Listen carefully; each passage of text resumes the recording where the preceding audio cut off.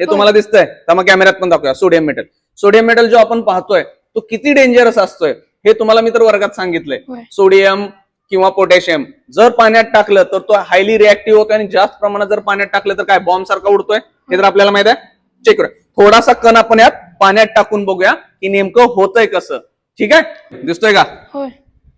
दिसतोय sodium? Check करा. हा सोडियम असतोय ऑइल मध्ये असतोय, रिएक्टिव्ह नाही आहे.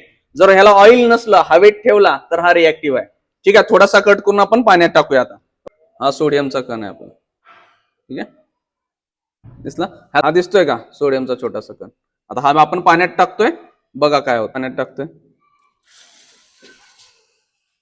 हा शेप त्याचा सर्क्युलर झाला, गोल झाला, स्पियर झाला.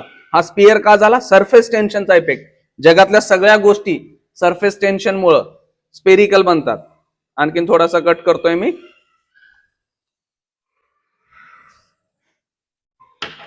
कुठेही घरामध्ये प्रयत्न करू नका आणून कुठून. हाय शेप ह्याचा ऑड आहे, वेगळाच आहे बघा. एक टाकल्यानंतर त्यात गोल होणार. हे आहे सोडियम, हायली रिएक्टिव्ह असतं. कुठेही ट्राय करू नका घरी.